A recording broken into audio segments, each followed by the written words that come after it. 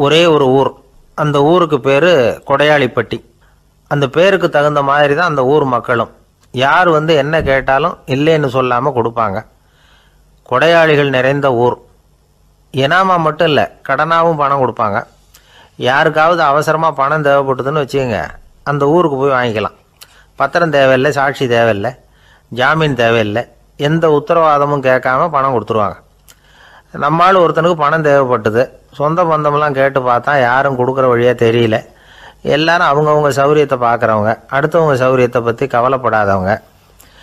இவன் எல்லாரையும் கேட்டு பார்த்துட்டு சோர்ந்து போய் உக்காந்துட்டான். அந்த நேரம் தான் கொடையாளிப்பட்டியை பற்றி கேள்விப்பட்டான். அப்படி ஒரு ஊர் இருக்கிறது தெரிஞ்சதும் அந்த ஊருக்கு வழி கேட்டுக்கிட்டு ஒரு நாள் புறப்பட்டு போனான். வயல்காட்டு வழியாக போக வேண்டியிருந்தது. மெதுவாக நடந்து ஊர் எல்லைக்கு வந்துட்டான். ரெண்டு பக்கமும் விவசாய வேலைகள் மும்முரமாக நடந்துக்கிட்டு இருக்குது. ஏர் உழுதுகிட்டு இருக்கிறாங்க. அப்போ அங்கே ஒரு ஆளை பாம்பு கடிச்சுட்டுது. பக்கத்தில் வேலை செஞ்சுக்கிட்டு இருந்தவங்க ஓடி வந்தாங்க. அவசரமாக செய்ய வேண்டிய முதல் உதவியெல்லாம் செஞ்சு பார்த்தாங்க. பலன் இல்லை. அந்த ஆள் செத்து போட்டான். அவன் செத்து விட்டான்னு தெரிஞ்சதும் அவனை தூக்கி வரப்பு மேலே போட்டுட்டு எல்லாரும் அவங்கவுங்க வேலையை கவனிக்க ஆரம்பிச்சிட்டாங்க. அங்கே ஒரு ஆள் இவனை பார்த்து சொன்னான், ஐயா, நீங்கள் போகிற வழியில் இவன் சொந்தக்காரன், இவனுக்கு சோறு கொண்டுகிட்டு வருவான், இவன் இங்கே செத்துட்டான்னு அவங்ககிட்ட சொல்லிவிடுங்க அப்படின்னா. இவனுக்கு ரொம்ப ஆச்சரியம். என்னடா இது, பாம்பு கடிச்சுட்டுதுன்னதும் பதறி அடிச்சுக்கிட்டு ஓடி வந்தாங்க, செத்துட்டான்னதும் பேசாமல் தூக்கி போட்டுட்டு போயிட்டாங்க அப்படின்னு நினச்சிக்கிட்டே நடந்து போகிறான். எதிரில் சோறு கொண்டுக்கிட்டு ஒரு ஆள் வந்தான். இவன் விவரத்தை சொன்னான். அங்கே அவங்க சொந்தக்காரன் பாம்பு கடிச்சு செத்து போட்டான் அப்படின்னா. அவன் கொஞ்ச நேரம் அமைதியாக நின்னான். அதுக்கப்புறமா அங்கேயே வரப்பில் உட்காந்து கொண்டுகிட்டு வந்த சோத்தை தானே சாப்பிட்டு முடித்தான். பேசாமல் எழுந்திரிச்சு திரும்பி போயிட்டான். கொஞ்சம் கூட பதறல, அழலை. இப்படியும் ஒரு ஊரா அப்படின்னு நினச்சி ஆச்சரியப்பட்டுக்கிட்டே இவன் ஊருக்குள்ளே போனான். ஒரு பெரிய மனுஷனை பார்த்து பணம் கேட்டான். அவரும் இவனோட பேரையும் ஊரையும் மட்டும் விசாரிச்சுக்கிட்டு தேவையான பணத்தை கொடுத்துட்டார். பணத்தை வாங்கிட்ட பிறகு தன்னுடைய மனசை அரிச்சிக்கிட்டு இருந்த அந்த விஷயத்தை பற்றி கேட்டான். ஐயா, வழியில் ஒருத்தன் செத்துட்டான், அவனை அப்படியே தூக்கி வரப்பில் போட்டுட்டு எல்லாரும் வயல்வெளி வேலைகளை பார்த்துக்கிட்டு இருக்கிறாங்களே அப்படின்னா. இதுக்கு அந்த பெரியவர் சொன்னார், ஆமாம், அப்படி தான் செய்வோம். வேலை முடிஞ்சு வீட்டுக்கு திரும்புகிறப்போ அவனை தூக்கிட்டு வந்து அடக்கம் பண்ணிடுவோம் அப்படின்னார். ரொம்ப ஆச்சரியமாக இருக்கே அப்படின்னா. ஏன் உங்கள் ஊரில் யாராவது செத்துட்டா என்ன பண்ணுவீங்க அப்படின்னு கேட்டார். என்ன இப்படி கேட்குறீங்க, எங்கள் ஊரில் எல்லாம் பணத்தை தூக்க விட மாட்டாங்க, ஒப்பாரி வைப்பாங்க, கட்டி புரண்டு அழுது புலம்பி தீர்த்துருவாங்க அப்படின்னா. இவன் பெரியவர் பார்த்தார். அவங்ககிட்ட கொடுத்த பணத்தை லபக்குன்னு பறிச்சுக்கிட்டார். திருப்பி வாங்கிட்டார். இவன் பதறி போய் நிற்கிறான். அவர் சொன்னார், பணத்தையே விட மாட்டேன்னு கட்டுப்பிடிச்சி அழுதா நான் கொடுத்த பணத்தை மட்டும் எப்படி திருப்பி கொடுக்க போகிறேன், போயிட்டு வா அப்படின்னு விரட்டி விட்டாரான். இந்த கதையை நண்பர் ஒருத்தர் சொன்னார். கதை வேடிக்கையாக தெரிஞ்சால் கூட இதில் கருத்து உண்டு. பணம் பிணம் இது ரெண்டையுமே விடுறதுக்கு அவ்வளவு சுலபமாக மனம் வர்றதில்லை. இந்த ரெண்டு விஷயங்கள்லேயும் அறிவார்ந்த செயல்பாடு தேவை. ஒரு பேருந்து மரத்தில் மோதி விட்டுது. எல்லாரும் அடிபட்டு முனைகிட்டு கிடக்கிறாங்க. டிரைவர், கண்டக்டர் இவங்களுக்கும் அடி. அவங்களும் ஒரு பக்கம் கிடக்கிறாங்க. ஒரு மூலையில் கிடக்கிற ஒருத்தன் மெதுவாக முக்கி முனகி கண்டக்டர்னு சத்தம் போடுறான். கண்டக்டர் மெதுவாக நகர்ந்து அவங்ககிட்ட போய் என்னன்னு விசாரிக்கிறார். அவன் ரொம்ப சிரமப்பட்டு வாயை திறந்து ஒரு 15 காசு சில்லற பாக்கி அப்படின்னானான். ஒரு பெரிய காடு. அந்த காட்டுக்கு மத்தியில் ஒரு ஆசிரமம். அங்கே ஒரு முனிவர் இருந்தார். பல இடங்கள்லேருந்து வர்ற குழந்தைகளுக்கு அவர் வந்து பாடம் சொல்லி கொடுத்துக்கிட்டு இருக்கிறார். ஏழை பணக்காரர் அப்படிங்கிற வித்தியாசம்லாம் கிடையாதுங்க. எல்லாரும் அவர்கிட்ட தங்கள் பிள்ளைகளை வந்து அனுப்பி வச்சாங்க. மன்னர்களுடைய பிள்ளைங்க கூட அங்கே அவர்கிட்ட தான் படிக்கிறதுக்கு வருவாங்க. ஆனால் அந்த முனிவரை பொறுத்த வரைக்கும் எல்லா பிள்ளைங்களும் ஒன்று தான். இது யார் வீட்டு பிள்ளைன்னெல்லாம் பார்க்க மாட்டார். எல்லாரும் சமம். மாணவர்கள்லாம் அங்கேயே மாத கணக்கில் வருஷ கணக்கில் தங்கியிருந்து பாடம் கற்றுக்கிட்டு போகிறது வழக்கம். அவராக பார்த்து போன்னு சொல்கிற வரைக்கும் அங்கேயே இருக்கணும், படிக்கணும். குருகுல வாசம். ஒரு சமயம் ஒரு ராஜகுமாரனும் அவர்கிட்ட வந்து படிச்சுக்கிட்டு இருந்தான். அவனுக்கு ஒரு 15 வயசு இருக்கும். சில வருஷம் கழித்து அந்த முனிவர் தன்கிட்ட இருக்கிற மாணவர்களுக்கெல்லாம் பரீட்சை வச்சார். அவங்களுடைய அறிவு முதிர்ச்சியை கணிக்கிறதுக்காக பல சோதனைகள்லாம் வச்சார். ஒவ்வொருத்தராக பார்த்து இனிமேல் நீங்கள் வந்து உங்கள் வீட்டுக்கு போகலாம் அப்படின்னு சொல்லி அனுப்பி வச்சுக்கிட்டு இருக்கிறார். எல்லாரும் போயிட்டாங்க. கடைசியாக மிஞ்சி இருந்தது ஒரே ஒரு மாணவன். அவனை மட்டும் வீட்டுக்கு அனுப்பலை. யார் அந்த பையன் தெரியுமா? அவன்தான் அந்த ராஜகுமாரன். ராஜகுமாரனுடைய தந்தைக்கு, அதுதான் இந்த ராஜாவுக்கு, அங்கே வயசு ஏறிக்கிட்டே போகுது. என்ன இது படிக்க போன பையன் இன்னும் திரும்பி வரலையே அப்படின்னு நினச்சார். வந்துட்டா சீக்கிரமாக அவனுக்கு பட்டம் கட்டிவிட்டு நாம் விலகிக்கலாமே அப்படின்னு நினச்சார். கல்யாணம் வேறு பண்ணி பார்க்கணும் பையனுக்கு. ஆனால் பையன் வர்ற வழியை காணும். ராஜா பார்த்தார். சரி, நேர்லேயே போய் என்னன்னு தெரிஞ்சுட்டு வந்துடுவோம் அப்படின்னு காட்டுக்கு புறப்பட்டார். அங்கே போய் முனிவரை பார்த்தார். முனிவர் இவரை அன்பாக வரவேற்று உட்கார வச்சார். அதுக்கப்புறம் ராஜா மெதுவா, எல்லாரையும் வீட்டுக்கு அனுப்பி வச்சுட்டிங்களாமே, ஏன் பிள்ளைய மட்டும் அப்படின்னு சொல்லி மெதுவாக இழுத்தார். முனிவர் இதுக்கு உடனே பதில் சொல்லலை. ராஜாவை கூப்பிட்டுட்டு போய் விருந்தினர் குடிசையில் தங்க வச்சார். அதுக்கப்புறம் சொன்னார், உங்கள் மகன் எல்லா பாடங்கள்லேயும் முதல் இடம் வாங்கியிருக்கான். இப்படி முதலாவதாக வர்ற மாணவனுக்கு நாங்கள் இன்னொரு தேர்வு வைக்கிறது வழக்கம். அதுலேயும் அவன் முதலாவதாக வந்துட்டான்னா அவன் ஒரு பெரிய வித்வான் அப்படிங்கிற கௌரவத்தை அடைஞ்சிருவான் அப்படின்னார். அதாவது முனிவர் அப்படி சொல்கிறார். அப்படி சொல்லிவிட்டு போயிட்டார் அவர். ராஜா அங்கேயே தங்கிட்டார். ராத்திரி படுத்து தூங்கினார். காலையில் எழுந்திரிச்சு அந்த குடிசைக்கு வெளியில் வந்தார் பல்லு விளக்கிறதுக்காக. அந்த சமயத்தில் தூரத்தில் ஒருத்தன் ஒரு கையில் கோடாலியை வச்சுக்கிட்டு தலையில் ஒரு பெரிய விறகு கட்டை சுமந்துக்கிட்டு வந்துக்கிட்டு இருக்கிறது மாதிரி தெரிஞ்சுது. யாராவது விறகு வெட்டியாக இருக்கும் அப்படின்னு நினச்சார் ராஜா. கிட்ட வந்ததும் உத்து பார்க்குறாரு. பார்த்தா அது தன்னோட புள்ள. திகைச்சு போயிட்டார். என்ன இது, ஒரு ராஜகுமாரனை கூட இது மாதிரி வேலையெல்லாம் செய்ய சொல்கிறாங்களே அப்படின்னு நினச்சார். ராஜகுமாரன் விறகு கட்டை கொண்டுகிட்டு போய் கொல்லை பக்கம் வச்சான். அந்த சமயம் முனிவர் அங்கே வந்தார். என்ன மகனே, விறகு வெட்டிட்டு வந்துட்டியா? சரி, இப்போ ஒரு துடைப்பத்தை எடுத்துக்கோ, விருந்தினர் குடிசையின் வாசல் பக்கத்தை கூட்டி பெருக்கி சுத்தம் பண்ணு போ அப்படின்னார். அப்படியே செய்கிறேன் குருவே அப்படின்னு சொல்லிவிட்டு போனான். சுத்தம் பண்ண ஆரம்பிச்சிட்டான். ராஜா பார்த்தார் இதை. உடனே ஓடியாந்தார். மகனே, என்ன காரியம் பண்ணுற? துடப்பத்தை கீழே போடுனார். இப்போ அந்த ராஜகுமாரன் சொல்கிறான், தந்தையே, இது என்னுடைய குருதேவரோட உத்தரவு. இங்கே நான் ஒரு மாணவன். இங்கே அரசனும் ஒன்று தான், ஆண்டியும் ஒன்று தான். குருதேவர் சொல்கிறத மறுக்காமல் செய்கிறது தான் எங்கள் கடமை அப்படின்னா. இந்த சமயம் முனிவர் அங்கே வந்தார். இவனை முதுகில் தட்டி கொடுத்தார். அப்புறம் ராஜா கிட்ட சொன்னார், அரசே, உங்கள் புள்ள எங்கள் கடைசி தேர்வுலையும் வெற்றி பெற்றுட்டான். பணிவு தான் மாணவர்களின் மிக உயர்ந்த குணம். குருநாதர் சொல்றது மனசுக்கு பிடிக்கலன்னா கூட மறுக்காம செய்யணும். அப்படி செய்யறதுனால எதை செய்யலாம் எதை செய்யக்கூடாது அப்படிங்கிற விவேகம் அவங்களுக்கு வந்துடும். செய்யக்கூடாததை கூட பெரியவங்க சொல்லிவிட்டா செஞ்சுதான் ஆகணும் அப்படிங்கிற பணிவு அவங்களுக்கு வந்துடும். இந்த குணம் வந்துட்டுதுன்னா அவங்க எத்தனை கடினமான வேலையா இருந்தா கூட ரொம்ப சுலபமாக செஞ்சு முடிச்சிருவாங்க. தூக்கத்திலேயும் அப்புறம் துக்கத்திலேயும் தோண்டு போட மாட்டாங்க. இந்த பணிவும் விவேகமும் அவங்கக்கிட்ட மன உறுதியை ஏற்படுத்தும். அந்த உறுதி உங்கள் பையனுக்கு வந்தாச்சு. இனிமேல் அவனை நீங்கள் அழைச்சிட்டு போகலாம்.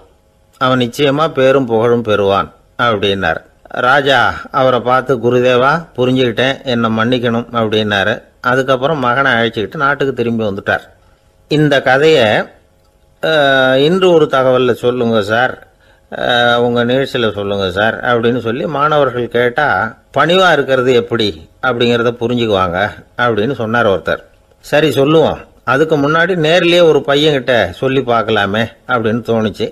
உடனே ஒரு பையனை கூப்பிட்டோம். ஏன்பா, உங்கள் வாத்தியார் உனக்கு இது மாதிரி ஒரு பரீட்சை வச்சா என்ன பண்ணுவேன் அப்படின்னு கேட்டோம்.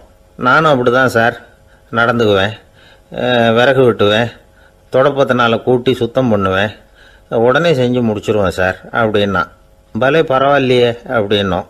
ஆமாம் சார், அப்படி செஞ்சால் தானே வீட்டுக்கு அனுப்புவார், இல்லைன்னா இன்னொரு வருஷம் இங்கேயே இருந்து படின்னு சொல்லி விடுவார், அதனால் அப்படி செய்வேன் அப்படிங்கிறான் அந்த பையன். பிரிட்டிஷ் ஆட்சி நடந்துக்கிட்டு இருந்த காலம் 1920களின் கடைசி. அப்போ நடந்த ஒரு உண்மை நிகழ்ச்சி இது. ஒரு கல்யாண மாப்பிள்ளை ரயிலில் இறங்க போகிறார். அவரை வரவேற்க ஒரு ராஜ குடும்பமே காத்துக்கிட்டு இருக்குது. மங்களூர்லேருந்து இறங்குற அந்த மாப்பிள்ளை யார் தெரியுமா? ஒரு நாய். உண்மைதான், அந்த நாய்க்கு தான் கல்யாணம். சுதேசி சமஸ்தானத்து மன்னர்களில் ஒருத்தர் ஜூனாகட் மகாராஜா. அவரோட வளர்ப்பு நாய் ரோஷனாரா. அதுக்கு கல்யாணம் பண்ணி வைக்கணும்னு ஆசைப்பட்டார். மாப்பிள்ளை தேடினார். மங்களூர் மகாராஜாவோட வளர்ப்பு நாய் ஒன்று இருந்தது, பேர் பாபி. இது ரெண்டுக்கும் கல்யாணம் நடத்த முடிவு பண்ணார். திருமணத்துக்கு வேண்டிய எல்லா ஏற்பாடுகளையும் பண்ணுங்க அப்படின்னு உத்தரவு போட்டார். ஆயிரக்கணக்கான அழைப்புதழ்கள், பல சமஸ்தான மன்னர்கள், ஜமீன்தார்கள், பிரிட்டிஷ் அதிகாரிகள், பெரிய பணக்காரங்க, இப்படி நிறைய பேருக்கு அழைப்புதழ்கள் அனுப்பி வச்சாங்க. பத்திரிகையை பார்த்தவங்கெல்லாம் திகைச்சு போயிட்டாங்களாம். இருந்தாலும் என்ன பண்ணுறது, ராஜாவே அழைக்கிறார், போகாமல் இருக்க முடியுமா? அந்த சமயத்தில் நாட்டின் கவர்னர் ஜெனரலாக இருந்தவர் இர்வின் பிரபு, அவருக்கும் ஒரு பத்திரிகை போயிருக்குது. வாங்கி பார்த்ததும் அவருக்கு பயங்கர எரிச்சல். உடனே குப்பை தொட்டியில் போட்டுவிட்டாராம். மாட்சிமை தங்கிய பிரிட்டன் சக்கரவர்த்தியின் பிரதிநிதியான தன்னை கேவலம் ஒரு நாயின் திருமணத்துக்காக அழைக்கிறதா அப்படின்னு அவருக்கு ஆத்திரம். இருந்தாலும் கல்யாணம் பிரமாதமாக நடந்துதான்.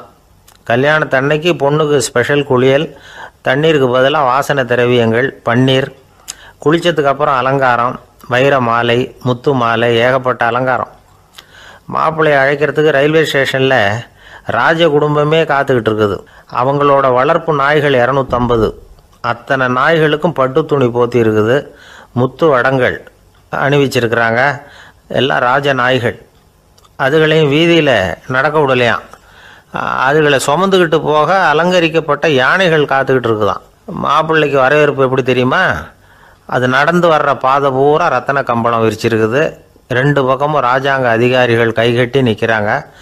அரசு படை வீரர்கள் அணிவகுப்பு மரியாதை செலுத்துகிறாங்க. அந்த நாய் ராஜ மரியாதையோடு நடந்து வருது. நகையெல்லாம் போட்டுக்கிட்டு வருது. திருமண மண்டபத்துக்கு சேருது. அங்கே கல்யாணம் அமோகமாக நடக்குது. இந்த திருமணத்தை முன்னிட்டு அந்த ஜூனாகட் சமஸ்தானத்துக்கு 3 நாள் விடுமுறை வேறு. கல்யாணத்துக்கு வந்திருந்தவங்களுக்கெல்லாம் ஏக தடபுடலாக விருந்து, நாட்டியம் எல்லாம் பிரமாதமாக நடந்து தான். இந்த கல்யாணத்தில் கலந்துக்க வந்திருந்த மற்ற சமஸ்தானத்து மன்னர்கள், தீவான்கள், அரச குடும்பத்தினர், இப்படி அவங்க 700 பேராம். அவங்க போகிறதுக்காக விசேஷ ரயில்கள்லாம் வேற விட்டுருக்காங்க. கல்யாணம் முடிஞ்சதும் அந்த நாய் தம்பதிகளோட பெரிய பெரிய மன்னர்கள்லாம் ஒன்றா உட்காந்து சாப்பிட்டாங்களாம். ஏர் கண்டிஷன் அறையில் அந்த தம்பதிகள் கொஞ்ச காலம் வாழ்ந்துருக்கிறாங்க. கொஞ்ச நாளில் மாப்பிள்ளைக்கு மரியாதை குறைய ஆரம்பிச்சுட்டுது. வெளியில் துரத்தி விட்டாங்களாம். அந்த பெண் நாய் மட்டும் ராஜ போகங்களை அனுபவித்து வந்து தான். இந்த கல்யாணத்தை பார்த்துட்டு தொடர்ந்து மற்ற சமஸ்தானத்து மன்னர்களும் நாய் திருமணங்கள் நடத்த ஆரம்பிச்சுட்டாங்களாம். இது உண்மையில் நடந்திருக்குது. இப்படி அது இருக்கட்டும். இப்போ நம்ம கதைக்கு வருவோம். ஒரு ராஜாவுக்கு ரொம்ப நாள் கழித்து ஒரு குழந்தை பிறந்து தான். அரண்மனை ஜோசியரை கூப்பிட்டுருக்கார் ராஜா. ஜோசியரே, என் மகன் வருங்காலத்தில் சிறந்த வாழ் வீரனாக வரணும்னு ஆசைப்படுறேன், வருவானாங்கிறத கொஞ்சம் பார்த்து சொல்லுங்களேன் அப்படின்னாராம். ஜோசியர் சொன்னார், மன்னா, உங்கள் புள்ள வாழ் வீரனாக வர்றது கஷ்டம். ஆனால் அவரும் உங்களை மாதிரியே நாய்க்குட்டிகள் பேரில் பிரியமாக இருப்பார். அதுகளுக்கு கல்யாணமும் பண்ணி வைப்பார் அப்படின்னாராம். அது எப்படி கண்டுபிடிச்சிங்க அப்படின்னு கேட்டிருக்கார் ராஜா. அரசே, உங்கள் பிள்ளைக்கு வாழ் மேலே உள்ள பிரியத்தை காட்டிலும் நாய் மேலே உள்ள பிரியம் அதிகங்கிறதுக்கான அறிகுறி இப்போவே தெரியுது. நல்லா கவனித்து பாருங்க. அவர் வாழ்னு கத்துறாரு அப்படின்னாரு. கவனித்து பார்த்துட்டு அப்படி எனக்கு காதில் விழலையே அப்படின்னாராம் மன்னர். அதனால தான் சொன்னேன், அவர் கத்துறது வாழ்னு கத்தலை, வள்ளுன்னு கத்திக்கிட்டு இருக்கார். அதனால தான் அப்படி சொன்னேன் அப்படின்னாராம் அரண்மனை ஜோசியர். உங்கள் பையன் எப்படி சார் இருக்கான் அப்படின்னு விசாரித்தார் ஒருத்தர். அவன் என்ன சார், எதை சொன்னாலும் காதில் வாங்க மாட்டேங்கிறான், அவன் பாட்டுக்கு போகிறான் வர்றான் அப்படின்னு சொல்லி அழுத்துக்கிட்டார் அப்பா. பெரியவங்க சொல்கிறத சின்ன பிள்ளைங்க கேட்கறது இல்லைங்கிறது ஒரு குறை. பெரியவங்க சொல்கிறது சின்ன பிள்ளைங்க காதிலேயே விழறது இல்லைங்கிறது ஒரு குறை. இது கொஞ்சம் சீரியஸான விஷயம், கவனித்து பார்க்கணும். ஒரு குழந்தைக்கு காது சரியாக கேட்குதா இல்லையா அப்படிங்கிறத நாம் தான் கவனித்து பார்த்து கண்டுபிடிக்கணும். அதுவாக நம்மக்கிட்ட தவழ்ந்து அப்பா எனக்கு காது கேட்கல, அழைச்சிட்டு போங்க டாக்டர்கிட்ட அப்படின்னுலாம் சொல்லிக்கிட்டு இருக்காது. அது சரி, ஒரு குழந்தைக்கு காது சரிவர கேட்குதா இல்லையா அப்படிங்கிறத முன்கூட்டியே நாம் தெரிஞ்சுக்கிறது எப்படி? அதுக்கு சில வழி இருக்குது. உங்கள் குழந்தைய கொஞ்சம் அப்படி கவனித்து பாருங்கள். அடிக்கடி ஜலதோஷம், காதில் அரிப்பு ஏற்படுதா, மூக்கு விரிவாகவும், அப்புறம் டான்சில், அடினாய்டு, சத அழற்சி, இது மாதிரி ஏதாவது இருக்கா, வாயிலிருந்து எச்சில் ஒழுகுதா, குழந்தை வாயினால் சுவாசிக்குதா, பற்கள் முன்னாடி தள்ளி வளருதா, இதெல்லாம் அதுக்கு அறிகுறி.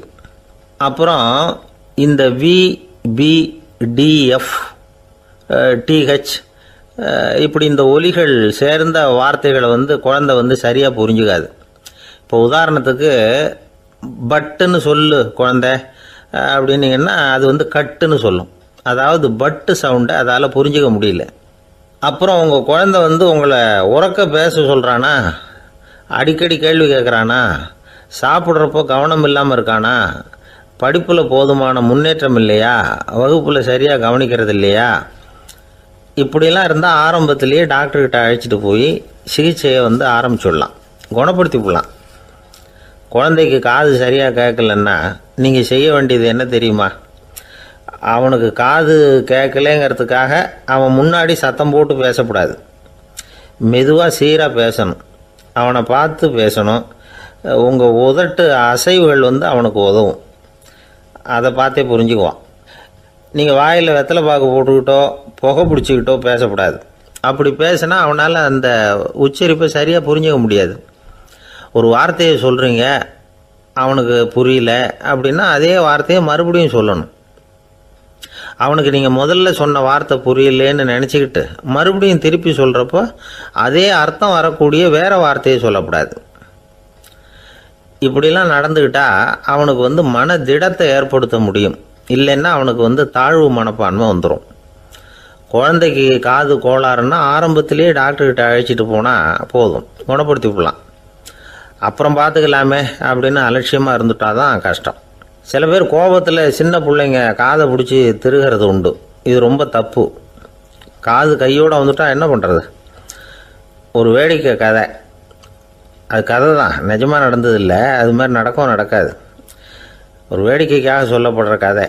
அதாவது ஒரு வீட்டில் அப்பா வந்து அம்மாவை பார்த்து சொல்லிகிட்டு இருக்கார், இதை பாரு, நாளைக்கு காலையில் என்னை சீக்கிரம் எழுப்பி விட்ரு, நான் செங்கல்பட்டு வரைக்கும் போயிட்டு வர வேண்டியிருக்கு அப்படின்னாராம்.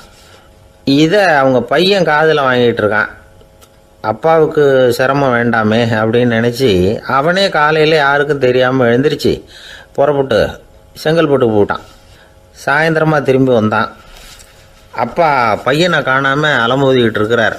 சாயந்தரமாக பையனை பார்த்ததும் எங்கடா போயிட்டு வந்தேன்னு கேட்டார் கோவமாக. செங்கல்பட்டுக்கு போயிட்டு வந்தேப்பா, நீ வேணா அலைய வேண்டாமேன்னு அப்படின்னா. எதுக்கடா போனேன்னு அதட்டினார். அதான்ப்பா, நீ நேற்று வந்து அம்மா கிட்ட சொல்லிகிட்டு இருந்த, அதை காதில் வாங்கினேன், உனக்காக நான் போயிட்டு வந்தேன் அப்படின்னா. உடனே எந்த காதில் வாங்கினேன் அப்படின்னு சொல்லி காதை பிடிச்சி திருகினார். அந்த காது கையோடு வந்துட்டுது. இது நடந்து கொஞ்ச நாள் கழித்து அந்த அப்பாவும் பையனும் கடத்தெருவில் போய்கிட்டு இருக்கிறாங்க. எதிரில் ஒரு நாய் ஓடி வந்தது. அதுக்கு 2 காதும் இல்லை. என்ன இது, இந்த நாய்க்குட்டிக்கு 2 காதும் இல்லை அப்படின்னார் அப்பா. அதுக்கு பையன் சொல்கிறான், அப்பா அது 2 தடவை செங்கல்பட்டுக்கு போயிட்டு வந்துடுவோம் அப்படின்னானா. ஒரு அப்பாவுக்கு 2 பிள்ளைங்க. மூத்தவன் ரொம்ப அடக்கம், அப்பா எது சொன்னாலும் கேட்பான், பெரியவங்களுக்கு கீழ்ப்படிஞ்சு நடப்பான். இளையவன் அப்படி இல்லை, தான் நினச்சதை தான் சொல்லுவான் செய்வான். அடுத்தவங்க சொல்கிறத கேட்க மாட்டான், அடங்கி நடக்க மாட்டான். இந்த 2 பேரில் யாரை வந்து உங்களுக்கு பிடிக்கும்? பெரியவனை தான் பிடிக்கும், ஏன்னா அவன் தான் சொல்கிற பேச்சை கேட்குறவன் அப்படின்னு சொல்லுவீங்க. ஆனால் ஒரு ஞானி என்ன சொல்கிறார் தெரியுமா? ஒரு குழந்தை அதன் அறிவுக்காக மதிக்கப்பட வேண்டுமே தவிர அதனுடைய கீழ்ப்படியும் தன்மைக்காக அல்ல அப்படிங்கிறார். நம்ம குழந்தைகளை வந்து சுயமாக சிந்திக்கிறதுக்கு நாம் விடுறதில்ல, மற்றவங்களை பார்த்து காப்பி அடிக்கிறதுக்கு தான் நாம் அவங்களுக்கு கற்றுக் கொடுக்குறோம். புகழ்பெற்ற மனிதர்கள் சிலருடைய பேரை சொல்லி நீயும் அவர் மாதிரி ஆகணும், இவர் மாதிரி ஆகணும் அப்படின்னு சொல்லிகிட்டே இருக்கிறோம். குழந்தைகள் வந்து தங்களுடைய தனித்தன்மையை வளர்த்துக்கிறதுக்கு நாம் தடையாக இருக்கிறோம். ஒரு குழந்தைகிட்ட அனாவசியமாக வந்து நம்பிக்கையை வளர்த்துடக்கூடாது, எந்த கோட்பாட்டையும் திணிக்கக்கூடாது. நாம் ஏற்கனவே அர்த்தமில்லாத கருத்துக்களையும் கொள்கைகளையும் மனசில் போட்டு நிரப்பி வச்சிருக்கிறோம். இந்த உலகத்துக்கு புதுசாக வந்து சேர்ந்திருக்கிற ஒரு குழந்தையின் தூய்மையான மனசில் நம்ம கருத்துக்களை அறிமுகம் செய்ய அல்லது திணிக்கிறதுக்கு நமக்கு எந்த அதிகாரமும் கிடையாது. ஒரு குழந்தைய நீ இந்த மதத்தை சேர்ந்தவன் அப்படின்னு பிறந்ததுமே ஒரு முத்திரை குத்தி விடுறோம். இது அதோட சுதந்திரத்தை ஆரம்பத்திலேயே கிள்ளி எறிகிறது மாதிரி தான். நீங்கள் ஒரு மதத்தின் வழிமுறைகளை கடைப்பிடிச்சிக்கிட்டு வர்றீங்க, அந்த வழியில் போய்கிட்டு இருக்கிறீங்க, சரி, அதனால் போகிறீங்க. அதுக்காக உங்கள் குழந்தையையும் அதே வழியில் தான் வரணும் அப்படின்னு கட்டாயப்படுத்துறதுக்கு உங்களுக்கு என்ன உரிமை இருக்குது? அந்த குழந்தை சுயமாக சிந்திச்சு ஒரு முடிவுக்கு வரட்டுமே, அதுக்கு நீங்கள் ஏன் தடையாக இருக்கிறீங்க? நமக்கு உண்மையிலேயே நம்ம குழந்தை மேலே அன்பு இருந்தால் இது மாதிரி திணிப்பு வேலைகளை செய்யக்கூடாது. திணிப்பு வேலைகளிலிருந்து குழந்தைகளை காப்பாற்றினா போதும். அதுதான் ரொம்ப முக்கியம். அடுத்த தலைமுறை அற்புதமான தலைமுறையாக உருவாகும். நாம் தான் சாதி மத சங்கடங்களில் மாட்டிக்கிட்டு தவிக்கிறோம். அவங்களாவது சாதி மத வேறுபாடு இல்லாத சமுதாயத்தை பார்க்கட்டுமே, அந்த சௌகரியங்களை அனுபவிக்கட்டுமே. அதுக்கு நாம் என்ன செய்யணும்னா ஒன்றும் செய்யாமல் இருந்தால் போதும். ஒரு குழந்தைகிட்ட நம்ம கருத்தை திணிக்கும் பொழுது என்ன ஆகுது தெரியுமா? அது அவனை அவங்ககிட்ட இருந்தே அப்புறப்படுத்தி விடுது. அவனுடைய தனித்தன்மையை அழிச்சுடுது. அவனை ஒரு எல்லைக்குள்ளே திணிச்சுடுது. இதெல்லாம் அன்புங்கிற பேரால் பெற்றோர்கள் செய்கிற தப்பு. இதெல்லாம் கேட்டுக்கிட்டு இந்த காலத்தில் அப்பா ஒருத்தர் சொன்னார், நான் கருத்துக்களை எல்லாம் என் பையன்கிட்ட திணிக்கிறது இல்லைங்க, ஆனால் அதிகமாக சாப்பிட சொல்லி கட்டாயப்படுத்துவேன் அப்படின்னார். உங்கள் வீட்டு சமையல் அவ்வளோ நல்லா இருக்குமான்னு கேட்டாங்க. நல்லா இருந்தால் நான் ஏன் அவனை சாப்பிட சொல்லி கட்டாயப்படுத்த போகிறேன் அப்படின்னார். ஒரு ஊரில் ஒரு மன்னன் இருந்தான், கொடுங்கோல் மன்னன். நிறைய தொந்தரவு பண்ணிக்கிட்டு இருந்தான். அவன் ஒரு தடவை என்ன பண்ணான் தெரியுமா? ஒரு தப்பும் பண்ணாத ஒரு இளைஞனை பிடிச்சி ஜெயிலில் அடைச்சுட்டான். அந்த பையனோட சொந்தக்காரங்கள்லாம் ராஜா கிட்ட போனாங்க. அவன் ஒரு தவறும் பண்ணலை, அவனை விடுதலை பண்ணுங்க அப்படின்னு கெஞ்சி கேட்டுக்கிட்டாங்க. மன்னன் யோசனை பண்ணான். அந்த இளைஞனை கூப்பிட்டுக்கிட்டு வர சொன்னான். அவனை கொண்டாந்து ராஜா முன்னாடி நிறுத்தினாங்க. இதை பாருப்பா, உன்னை நான் விடுதலை பண்ணுவேன், ஆனால் ஒரு கண்டிஷன். அந்த நிபந்தனையை நீ நிறைவேற்றினா உனக்கு விடுதலை அப்படின்னா மன்னன். சரின்னு ஒத்துக்கிட்டான் பையன். மன்னன் கண்டிஷன் என்னங்கிறத சொன்னான். உங்ககிட்ட ஒரு செம்மறி ஆட்டை கொடுக்க போகிறேன், 1 மாதத்துக்கு அதுக்கு தேவையான தீனியையும் கொடுக்க போகிறேன். 1 மாதம் கழித்து அந்த ஆட்டை எடை போட்டு பார்ப்பேன். அந்த ஆட்டின் எடை கொஞ்சம் கூட கூடி இருக்கக்கூடாது. எடை கூடி இருந்தால் உனக்கு விடுதலை கிடையாது. என்ன சொல்கிற அப்படின்னா. பையனுக்கு ஒன்றும் புரியல, பயமாக போயிட்டுது. குழம்பிக்கிட்டே நின்றுக்கிட்டு இருக்கிறான். சரி, ஒரு நாள் டைம் தரேன், நல்லா யோசனை பண்ணி பார்த்துட்டு நாளைக்கு உன் முடிவை சொல்லு அப்படின்னா மன்னன். பையன் கவலையோடு வெளியில் வந்தான். அங்கே ஒரு பெரியவர் நின்றுக்கிட்டு இருந்தார். அவர்கிட்ட விஷயத்தை சொன்னான். அந்த பெரியவர் இந்த பையனுக்கு காதோட காதாக ஒரு வழியை சொல்லி கொடுத்தார். அதை கேட்டதும் பையன் மறுபடியும் மன்னன் முன்னாடி நின்னா, உங்கள் நிபந்தனையை ஏற்றுக்கிறேன்னு சொன்னான். மன்னன் ஒரு ஆட்டுக்குட்டியையும் அதுக்கு 1 மாதத்துக்கு தேவைப்படுற தீவனத்தையும் கொடுக்கும்படியாக உத்தரவு போட்டான். கொடுத்தாங்க, ஓடிட்டு போயிட்டான். 1 மாதம் தினமும் தவறாமல் அந்த தீவனத்தை ஆட்டுக்குட்டிக்கு போட்டுக்கிட்டு இருக்கிறான். 1 மாதம் கழித்து அந்த ஆட்டை அரண்மனைக்கு ஓட்டிகிட்டு போனான். மன்னன் அதை எடை போட்டு பார்க்குறான், எடை கூடவே இல்லை, அப்படியே தான் இருக்குது. உடனே போட்ட நிபந்தனைப்படி அந்த இளைஞனை விடுதலை பண்ணிவிட்டான். சரி, ஆட்டுக்கு எடை கூடாமல் இருக்கிறதுக்கு அந்த பெரியவர் சொல்லி கொடுத்த யோசனை என்ன அப்படின்னா, அது வேற ஒன்றும் இல்லை. அந்த ஆட்டுக்கு எதிரில் அது கண்ணில் படுற மாதிரி ஒரு ஓநாயை கட்டி போட சொன்னார். அவ்வளவுதான். ஆட்டுக்கு ஓநாய்ங்கிறது பிறவி பகை. ஓநாயை பார்த்தா ஆடு நடுங்க ஆரம்பிச்சிடும், அவ்வளவு பயம். தினமும் அந்த ஆடு பயந்துக்கிட்டே தேனி சாப்பிட்டுது, எடை கூடல. அதுதான் ரகசியம். இது சின்ன பிள்ளைங்களுக்கான ஒரு கதை. இதிலேருந்து தெரிஞ்சுக்க வேண்டிய உண்மை என்னன்னா, நாமெல்லாம் சாப்பிட்றப்ப மனசும் உடம்பும் அமைதியாக இருக்கணும். அப்போ தான் அது உடம்புல ஒட்டும்.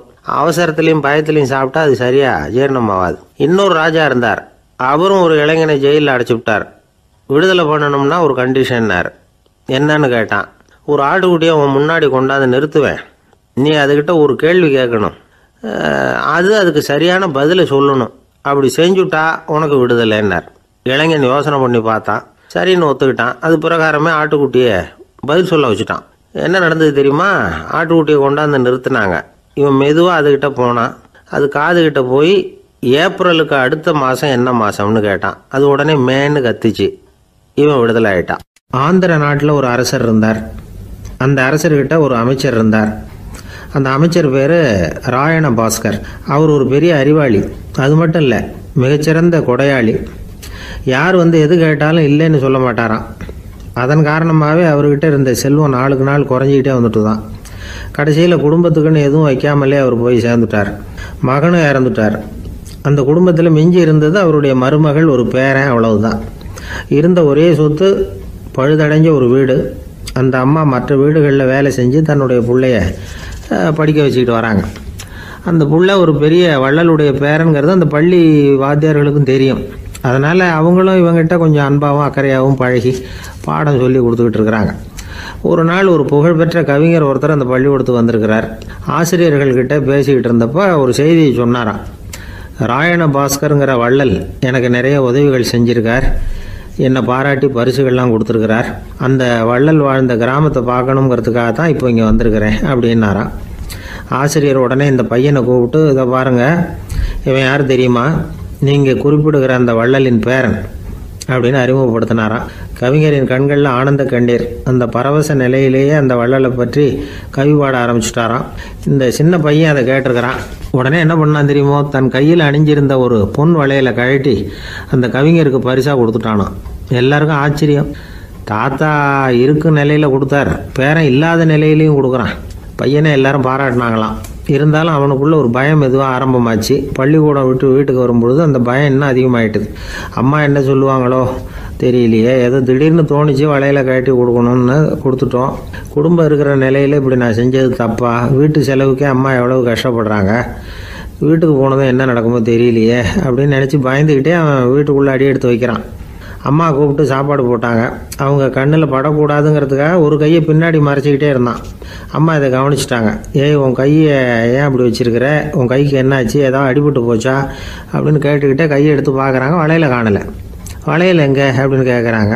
இவன் தயங்கிக்கிட்டே நடந்ததை சொல்கிறான். அதை கேட்டதும் அந்த அம்மாவோட முகம் கோபத்தால் சவுந்து போச்சான். முட்டாளே, என்ன காரியம் பண்ண அப்படின்னு கன்னத்தில் அரைஞ்சிட்டாங்களாம். அம்மா, என்னை அடிக்காத, ஏதோ தெரியாமல் தப்பு பண்ணிட்டேன் அப்படின்ட்டுருக்கான். மகனே, வளையலை கொடுத்ததுக்காக நான் உன்னை அடிக்கலை, அப்படிங்க பின்ன எதுக்கு அடித்தேன்னு கேட்டிருக்கான். உன் பாட்டனார் ஒரு பெரிய வள்ளல், அவர் எதையும் பாதி வேலையை செய்யறதில்ல, அவருடைய பேரை நீ அரைகுறை வேலை செஞ்சுட்டு வந்திருக்கிற அப்படின்னாங்களாம். என்னம்மா சொல்கிறேன்ருக்கான். நீ ஒரே ஒரு வளையலை மட்டும்தானே கட்டி கொடுத்துருக்குற, கொடுக்குறதா இருந்தால் ரெண்டையும் சேர்த்துல கொடுத்துருக்கணும், அதுதானே உங்கள் தாத்தாவுக்கு பெருமை அப்படின்னாங்களாம். அம்மா, தெரியாமல் இப்படி செஞ்சுட்டேன், உங்கள்கிட்டையும் அரை வாங்கிட்டேன் அப்படி இப்படின்னு அவன் சொல்லியிருக்கிறான். இப்போ அம்மா கொஞ்சம் இருங்க, அந்த கவிஞர் இன்னைக்கு நம்ம ஊரில் தான் தங்கியிருப்பார், நாளைக்கு காலையில் தான் அவர் எங்கே இருக்காருன்னு விசாரித்து இன்னொரு வளையலையும் கொடுத்துட்றேன் அப்படின்ட்டுருக்கான். மகனே, நல்ல செயல்களையெல்லாம் நாளைக்குன்னு ஒத்தி போடாத, நாளைக்கு என்ன நடக்குங்கிறது யாருக்கு தெரியும், இப்போவே போ, எங்கே இருக்காருன்னு பாரு அப்படின்ட்டுருக்காங்க. மகன் புறப்பட்டான். பள்ளி ஆசிரியர்கிட்ட போய் கேட்டானான் அந்த கவிஞர் எங்கே இருக்காருன்னு. அவர் சொன்னாராம். உடனே போய் அவர் இருக்கிற இடத்துல கதவை தட்டியிருக்கான். ராத்திரி நேரத்தில் இவனை கண்டதும் அவருக்கு ரொம்ப ஆச்சரியம். இவன் இன்னொரு கை வளையலையும் எடுத்து நீட்டியிருக்கான். அவர் திகைச்சு போய் நிற்கிறார். அவரால் என்ன பண்ணுறதுன்னே தெரியல. ஆனந்த கண்ணீர். இது பெரியவர்கள் கூற கேட்ட ஒரு வரலாறு. இன்னைக்கு இப்படிப்பட்டவங்களை பார்க்க முடியுமா? வறுமை வள்ளல் தன்மையை ஒன்று செய்து விடாதுங்கிறதுக்கு இது ஒரு உதாரணம். ஒருத்தன் இன்னொருத்தனை பார்த்து கேட்டானா, எங்கள் தாத்தா உங்கள் தாத்தாவுக்கு 100 ரூபா கடன் கொடுத்துருக்கிறார், அதை எப்போ திருப்பி கொடுக்க போகிறேன்னு. கவலைப்படாத, எங்கள் பேரன் அதை உங்கள் பேரன்ட்ட திருப்பி கொடுத்துருவான் அப்படின்னு நானான் அவன். எனக்கு வாழ்க்கையே வெறுத்து போச்சு சார் அப்படின்னு சொல்லிட்டு ஒருத்தர் வந்தார். கொஞ்ச நேரம் பேசினதுக்கு அப்புறம் அவர் அப்படி சொல்லியிருந்தா அதில் ஒரு அர்த்தம் இருந்திருக்கும். வர்றதுக்கு முன்னாடியே வாழ்க்கை வெறுத்து போச்சுன்னு சொல்லிட்டு வர்றார்.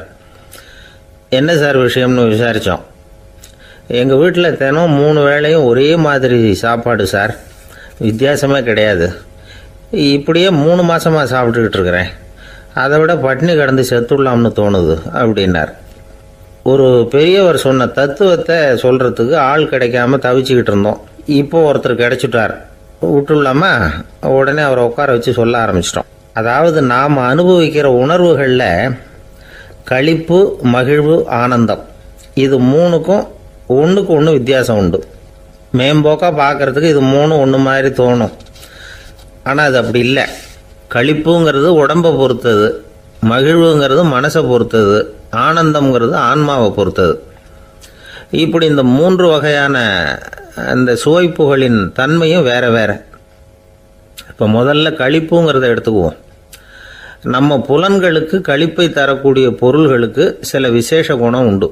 அது எப்படின்னா, சீக்கிரமே சலிப்பை உண்டு பண்ணும். ஒருத்தர் அந்த பொருளை எடுத்துக்கிட்டா அது இன்னொருத்தருக்கு குறைஞ்சிரும். உணவு, உடை, இதெல்லாம் களிப்பை தரக்கூடிய பொருள்கள். இப்போ உதாரணத்துக்கு, ஒரு சாப்பாட்டு மேசையில் ஒரு பாத்திரத்தில் 10 இட்லி இருக்குது. அதில் ஒரு 2 இட்லியை நம்ம தட்டில் எடுத்து வச்சு சாப்பிட்றோம். நாம் சாப்பிட்ட அந்த இட்லி நிச்சயமாக எதிரில் உட்காந்துருக்கிறவருக்கு இல்லை, அவருக்கு உபயோகப்படாது. நாம் சாப்பிட்ட அதே இட்லியை அவரும் சாப்பிட முடியாது, அவர் வேற தான் எடுத்து வச்சுக்கணும்.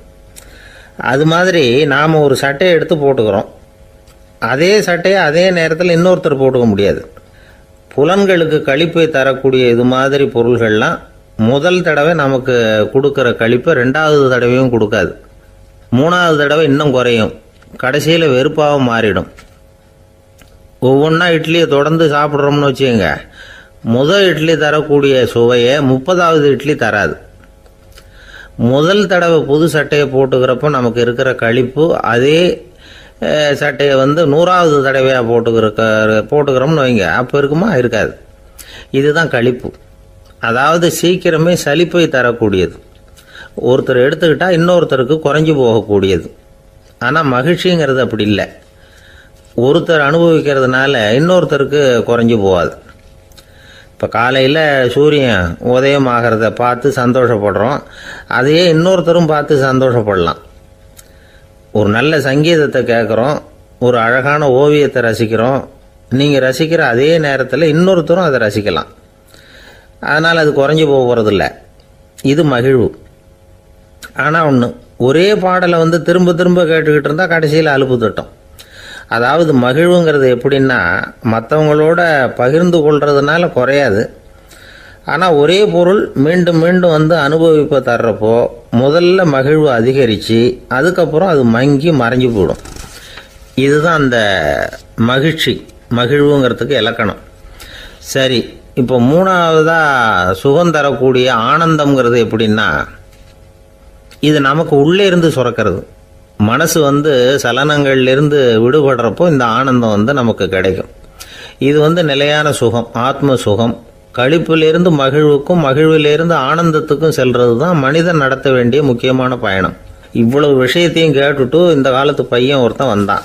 சார், இப்போ நீங்கள் ஒரு சாப்பாட்டு மேசையில் ஒரு 10 இட்லி வைக்கிறீங்க, என்ன உட்கார வைங்க, எதிரில் இன்னொருத்தனை உட்கார வைங்க. நான் களிப்பு மகிழ்வுலாம் தாண்டி நேரடியாக ஆனந்தத்துக்கு பயணம் பண்ணி காட்டுறேன் அப்படின்னா. ஒன்றும் புரியல அவன் சொன்னது. அது எப்படி, என்ன பண்ணுவ நீ அப்படின்னு சொல்லி கேட்டோம் ஆச்சரியமா. 2 இட்லி சாப்பிட்டா தானே சார் களிப்பு? நான் 10 இட்லியும் மொத்தமாக சாப்பிட்ருவேன், அடுத்தவனுக்கு எதுவும் கிடைக்காது. அவனுக்கு கிடைக்காதபடி நாமே சாப்பிட்டுடுறோம்ல, அதுதானே நமக்கு ஆனந்தம் அப்படின்னு அதுக்கு ஒரு விளக்கம் சொல்கிறான்.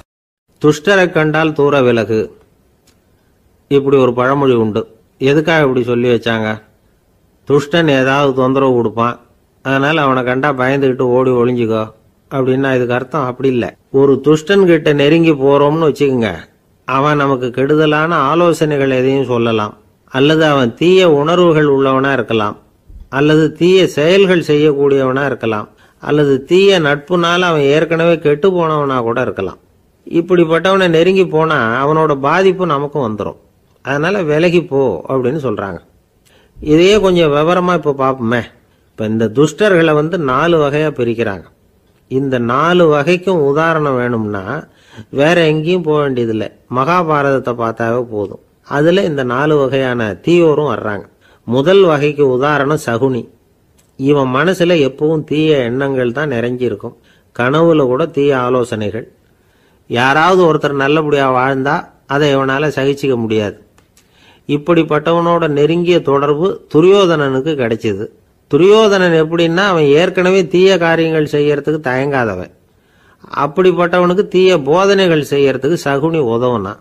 இந்த 2 பேரோட சகவாசம் இன்னொருத்தனுக்கு கிடைச்சது. அவன் யாருன்னா துச்சாதனன். அவன் தீய நடத்தை உள்ளவன். இந்த 3 பேரும் ஒன்னு சேர்ந்தா என்னத்துக்கு ஆகும்? உலகமே கெட்டு போடும்ல. இந்த 3 துஷ்டர்களோட நல்லவன் ஒருத்தன் சேர்ந்தான். அவன் தான் கர்ணன். கர்ணன் இயல்பாவே உத்தம குணம் உள்ளவன். அவன் நல்லவங்களோட சேராம இப்படிப்பட்ட கெட்டவங்க கிட்ட நட்பு வச்சுக்கிட்டான். அதனால அவனும் தீய செயல்களில் ஈடுபடுறது மாதிரி ஆயிடுது. துரியோதனனுடைய நண்பனா அவனுடைய ஆதரவுல வளர்ந்ததுனால அவனுக்கு துணையா இருக்க வேண்டி இருக்குது அப்படின்னா. நட்பு உரிமையினால உதவி புரிய வேண்டியது சரிதான், அது தப்புன்னு சொல்ல முடியாது. இருந்தாலும் தீய செயல்களுக்கு உதவி செய்யறது சரியில்லை. புத்தி பலம் புஜ பலம் எல்லாம் இருந்தா கூட தெய்வ பலம் இல்லைன்னா ஜெயிக்க முடியாது. கர்ணன் மகா வீரன். இருந்தாலும் கடைசியில் அவன் கதி என்னாச்சு? அவங்ககிட்ட எல்லா நல்ல குணங்களும் இருந்தது, இருந்தாலும் ஏன் இப்படி ஆச்சு? தீயவர்களுடைய சேர்க்கை தான் காரணம். அவங்களோட சேர்ந்ததுனால இவனையும் அப்படியே நினைக்க ஆரம்பிச்சுட்டாங்கல்ல. 4 வகை துஷ்டர்கள்ல இவனும் ஒரு வகை. அப்படின்னு சொல்ல ஆரம்பிச்சிட்டாங்க. அதாவது தீய ஆலோசனைக்கு சகுனி, தீய உணர்வுகளுக்கு துரியோதனன், தீய செய்கைக்கு துச்சாதனன், தீய நட்புக்கு கர்ணன், இப்படி உதாரணமாயிட்டான். அதனாலதான் துஷ்டரை கண்டால் தூர விலகு அப்படின்னு சொன்னாங்க. அது புராண காலம். இப்பெல்லாம் நிலைமை கொஞ்சம் வேற விதமா இருக்குது. அன்னைக்கு ஒரு நாள் அப்படிதான் ஒரு காட்டு பாதையில யாரோ ஒருத்தர் அடிபட்டு கிடந்தார். யாரோ ஒரு துஷ்டன் அவனை அடிச்சு போட்டுட்டு போயிட்டான் போல இருக்கு. அந்த வழியா போன ஒருத்தர் பரிதாபப்பட்டு அவனை போய் தூக்கினார், ஆறுதல் சொன்னார். இதை பாருங்க, இந்த வழியா எப்பவும் தனியா வரக்கூடாது. ஏன்னா இங்க ஒரு ரவுடி இருந்துகிட்டு வர்றவங்க போறவங்களெல்லாம் வழிப்பறி பண்ணிட்டு இருக்கிறதா கேள்விப்பட்டிருக்கிறேன் அப்படின்னாராம். இனிமே அப்படி கேள்விப்பட மாட்டீங்க அப்படின்னு நானா அந்த ஆளு. ஏன்னு கேட்டிருக்காரு இவர். அவன் சொல்லியிருக்கான், நான் தான் சார் அந்த ரவுடி, இந்த வழியா போனவங்க கிட்ட தகராறு பண்ணேன், அவங்க தான் என்ன இப்படி அடிச்சு போட்டு என்கிட்ட இருந்த பணத்தையெல்லாம் பிடுங்கிட்டு போட்டாங்க சார், காலம் ரொம்ப கெட்டு போச்சு அப்படின்னு நானா ரொம்ப பரிதாபமா. ஒரு மனுஷனை பார்த்து என்கிட்ட வாலாட்டாதே அப்படின்னு சொன்னா அவன் நம்மகிட்ட ஏதோ வம்புக்கு வர்றான்னு அர்த்தம். ஒரு நாயை பார்த்து யாரும் என்கிட்ட வாலாட்டாதே அப்படின்னு சொல்றது இல்லை. ஏன்னா நாய் வாலாட்டுனா அது நம்மகிட்ட தன்னுடைய நன்றியை தெரிவிக்கிறதாக நினச்சிக்கிட்டு இருக்கிறோம். ஆனால் அது அப்படி இல்லை அப்படின்னு சொல்கிறாங்க அது சம்பந்தமான நிபுணர்கள். ஒரு நாய் தன்னுடைய வாலை இந்த பக்கமும் அந்த பக்கமுமா இப்படியும் அப்படியும் ஆட்டிக்கிட்டு இருந்தா அது பதட்டத்தில் கூட இருக்கலாம். நாய் நட்பாக இருந்தாலும் வாலாட்டும், ஆத்திரத்தில் இருந்தாலும் வாலாட்டும், கோபத்தில் இருந்தாலும் வாலாட்டும், குழப்பத்தில் இருந்தாலும் வாலாட்டும், மகிழ்ச்சியாக இருந்தால் கூட அது வாலாட்டும். அதை நாம் தப்பாக புரிஞ்சுக்கிட்டு அதுகிட்ட போய் மாட்டிக்கக்கூடாது. நாயை பற்றி எனக்கு நல்லா தெரியும் அப்படின்னு சொல்கிறவங்க கூட அதுகிட்ட கடி வாங்கிட்டு நிற்கிறது உண்டு. நிபுணர்கள் என்ன சொல்கிறாங்க தெரியுமா? எப்போவுமே நாய்கள் திடீர்னு கடிச்சு விடுறதில்ல, கடிக்கிறதுக்கு முன்னாடி சில அறிகுறிகளை காட்டும். அதை சரியாக புரிஞ்சுக்கிட்டோம்னா தப்பிச்சுக்கலாம். ஒரு வீட்டுக்கு போகிறீங்க, அங்கே புதுசாக ஒரு நாயை பார்க்குறீங்க, உடனே அதுகிட்ட போய் குனிஞ்சு சிரிச்சுக்கிட்டே அது தலையில் தட்டுறீங்க. இது ரொம்ப தப்பான். ஒரு நாய் இன்னொரு நாயை நேருக்கு நேர் பார்த்து பல்ல காட்டுனா அது தன்னுடைய தன்முனைப்பை காட்டுதுன்னு அர்த்தமா. உன்னை விட நான் பெரியவன் அப்படின்னு சொல்லுதுன்னு அர்த்தம். அதனால் நீங்கள் அது மாதிரி கிட்ட போய் சிரிக்கிறோம் அப்படின்னு நினச்சிக்கிட்டு பல்ல காட்டினா உங்களையும் எதிரியாக நினச்சிரும். இன்னொரு விஷயம் என்னென்னா, தலையில் தட்டுனா நாய்க்கு பிடிக்காது. அது தன்னை அடக்கிறதாகவும் அச்சுறுத்துறதாகவும் நினச்சிக்கிட்டு இருக்கும். சரி, அப்படின்னா புதுசாக ஒரு இடத்துல அல்லது வீட்டில் நாய்க்குட்டியை பார்த்தா என்ன பண்ணுறது? நீங்கள் சும்மா இருங்க, அதுவாக கிட்ட வரட்டும், அதுக்கப்புறம் அதுக்கிட்ட கனிவாக பேசுங்க. கன்னம், மார்பு, தோல் இங்கெல்லாம் தட்டலாம், தப்பு இல்லையா? தலையில் தான் தட்டப்படாதான். ஒரு நாய் உங்களை நோக்கி ஓடி வருது, நீங்களும் ஓடுனா அது துரத்த ஆரம்பிச்சிடும். அசையாமல் சில மாதிரி நின்றுடுங்க, அது கிட்ட வராது, அதுக்கு ஆர்வம் இல்லாமல் போயிடும். ஒரு தெருவில் சின்ன பிள்ளைங்க நிறைய பேர் விளையாடிக்கிட்டு இருக்கிறாங்க. அப்போ சில நாய்கள் அங்கே ஓடி வருது. எல்லாரும் ஓடினாங்க. அப்படி ஓடுறப்போ ஒரு பையன் கால் தடிக்க கீழே விழுந்துட்டான். என்னாச்சு தெரியுமா? துரத்திக்கிட்டு வந்த நாய்கள்லாம் கீழே விழுந்தவன ஒன்றும் செய்யலை, அவன்கிட்டே போகல. ஓடிக்கிட்டு இருந்தாங்கல்ல பசங்க, அவங்கள துரத்திக்கிட்டு அவங்க பின்னாடி ஓடிச்சான். அதுதான் நாய்களுடைய சுபாவம். ஒரு நாய் நம்மளை நேருக்கு நேர் முறைச்சி பார்க்குதுன்னு வச்சுங்க, நாமளும் அதை முறைச்சி பார்க்கக்கூடாது. நாம் வேறு பக்கம் எங்கேயாவது பார்க்க ஆரம்பிச்சிடணும். ஒரு நாய் கோபமாக இருந்ததுன்னா அதோட வால் உறுதியாக நேராக நிற்கும். ஒரு நாய் பணிந்து போனால் அல்லது பயந்து போனால் அது தன்னோட வாலை காலுக்கு நடுவில் வச்சுக்கும். ஒரு நாய் நம்மளை பார்த்து பயந்து நிற்கிதுன்னு வச்சுங்க, அதனால் நமக்கு ஆபத்து இல்லைன்னு நினச்சிடக்கூடாது. உங்களை பார்த்துட்டு ஒரு நாய் ஒடுங்குச்சுன்னா நீங்கள் விலகி போயிடணும் அப்படின்னு அது நினைக்குது. நிறைய பேர் பயந்து போன நாயால் கடிபடுறாங்க. இவன் நம்மளை விட பெரிய ஆள், மாட்டிக்கிட்டோம், வேறு வழி இல்லை அப்படிங்கிற நினப்பில் தான் நாய் கடிக்க ஆரம்பிக்குதான். இதே மாதிரி சங்கிலியால் கட்டி போடப்பட்டிருக்கிற நாயும் ஆபத்தானது தான். தொடர்ந்து கட்டி போட்டிருந்தா காலப்போக்கில் அது ஒரு மாதிரி ஆகிடும். நாய் குழந்தைகளை கடிக்காது அப்படின்னு சில பேர் சொல்லுவாங்க. அதுவும் ஒரு தவறான நம்பிக்கை. அதனால் சின்ன குழந்தைகளை தனியாக நாயோட விளையாட விடக்கூடாது. ஆகக்கூடி நாயை பற்றி நிறைய விஷயம் புரிஞ்சுக்க வேண்டியிருக்குது. ஒருத்தர் தன்னுடைய நண்பர் வீட்டுக்கு போயிருந்தார். அவசியம் எங்கள் வீட்டில் சாப்பிட்டுட்டு தான் போகணும் அப்படின்னு ரொம்ப அன்பாக சொல்லிவிட்டார். அதை மீற முடியல இவரால். சரின்னு உட்காந்துட்டார். சாப்பாடு போட்டாங்க, சாப்பிட ஆரம்பித்தார். அவங்க வீட்டில் கட்டி போட்டிருந்த நாய்க்குட்டி இவர் சாப்பிட்றத முறைச்சி பார்த்துது. ஏன் இப்படி என்ன அது முறைச்சி பார்க்குது உங்கள் வீட்டு நாய்க்குட்டி அப்படின்னு அவர் கேட்டார். அப்போ அவங்க சொன்னாங்களாம், அதுகிட்ட ஒரு கெட்ட பழக்கங்க, தன்னோட தட்டில் யார் சாப்பிட்டாலும் அது அப்படி தான் முறைச்சி பார்க்கும் அப்படின்னாரா அவர். இன்றைக்கு பல பேர் உயில் எழுதி வைக்கிறாங்கல்ல. இந்த உயில்னா என்ன?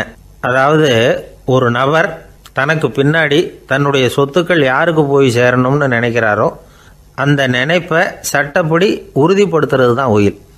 சரி, உயிலை யார் எழுதலாம்? 18 வயசு பூர்த்தியான யாரும் உயில் மூலமாக சொத்துக்களை விநியோகிக்கலாம். கண் பார்வை இல்லாதவங்க, காது கேளாதவங்க, வாய் பேச முடியாதவங்க, இவங்கெல்லாம் கூட உயில் எழுதி வைக்கலாம். புத்தி சுவாதீனம் இல்லாதவங்க கூட சில சமயம் புத்தி தெளிவாக இருந்தால் உயில் எழுதலாமா. குடிபோதையில் இருக்கிறவங்க, தாங்கள் என்ன செய்கிறோங்கிறது தெளிவாக அறிய முடியாதவங்க, நோய் நொடியில் இருக்கிறவங்க, இவங்கெல்லாம் உயில் எழுத முடியாது.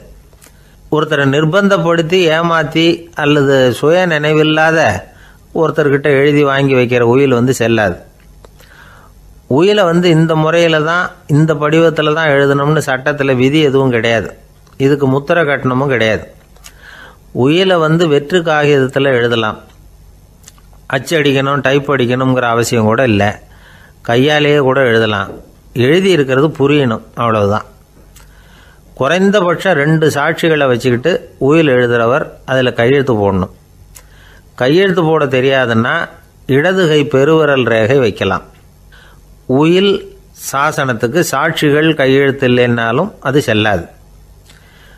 அப்புறம் பிரிவிலேஜ்டு வில் அப்படின்னு இருக்கு. அதுக்கு மட்டும் சாட்சிகள் தேவையில்லை. அது என்னென்னா, இந்த விமானப்படை, கப்பல் படை அல்லது யுத்தத்தில் பணிபுரியும் நபர்கள் அவங்கெல்லாம் இருக்கிறாங்க இல்லையா, அப்படிப்பட்டவங்க எழுதுகிற உயில் அது. அதுக்கு சில விசேஷ சலுகைகள் உண்டு.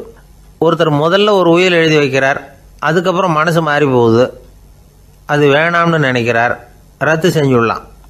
அதுக்கப்புறம் வேற உயிலும் எழுதலாம். உயிரோடு இருக்கிற வரைக்கும் எத்தனை தடவை வேணும்னாலும் உயில் எழுதலாம். கடைசியாக எழுதப்பட்ட உயில் சட்டப்படி சரியாக இருந்தால் அதுதான் அமலுக்கு வரும். சரி, எழுதுகிற உயிலை ரகசியமாக வச்சுருக்கிறது எப்படி? இது ஒரு கேள்வி.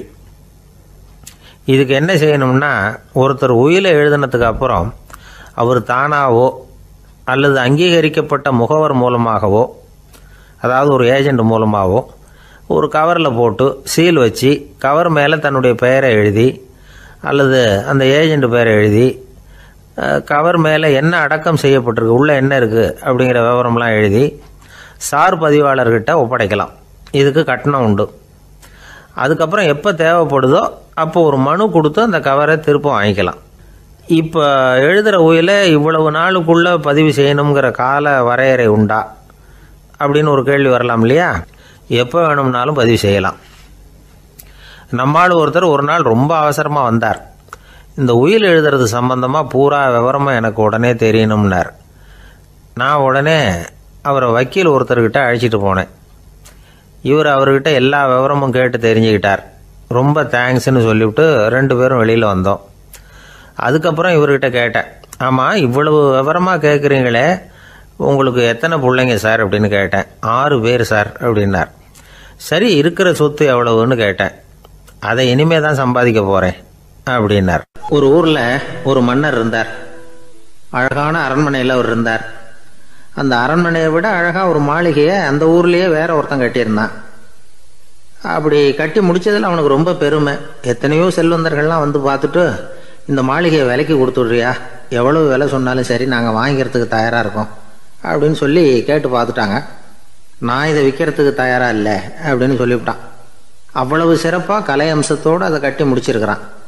அதுவே ஒரு பெரிய அரண்மனை மாதிரி இருந்ததுன்னா பார்த்துங்களேன். சுற்றிலும் அழகான பூந்தோட்டம். ஒரு நாள் அவன் எங்கேயோ வெளியூர் போயிட்டு திரும்பி வந்துக்கிட்டு இருக்கிறான். அப்போது அந்த மாளிகை தீப்பெட்டி எரிஞ்சிக்கிட்டு இருக்கு. பதறி போட்டான். விலைக்கு கேட்டவங்க யாராவது இதை செஞ்சுருக்கணும், இல்லைன்னா மன்னரே செய்த சதியோ என்னவோ, இப்படிலாம் அவனுக்கு சந்தேகம். ஒரு மூலையில் உட்காந்து அழ ஆரம்பிச்சிட்டான். அந்த சமயத்தில் அவனுடைய மகன் அங்கே ஓடி வந்தான். அப்பா அழாதீங்க, இதை நான் நேற்று ராத்திரியே நம்ம ஊர் மன்னருக்கு விற்றுட்டேன். இதை கட்டி முடிக்க நமக்கு எவ்வளவு செலவாச்சோ அதை போல் 3 மடங்கு விலைக்கு விற்றுட்டேன். கவலைப்படாதீங்க, இதை விட அழகான மாளிகையை நாம் புதுசாக கட்டிக்கலாம்னா.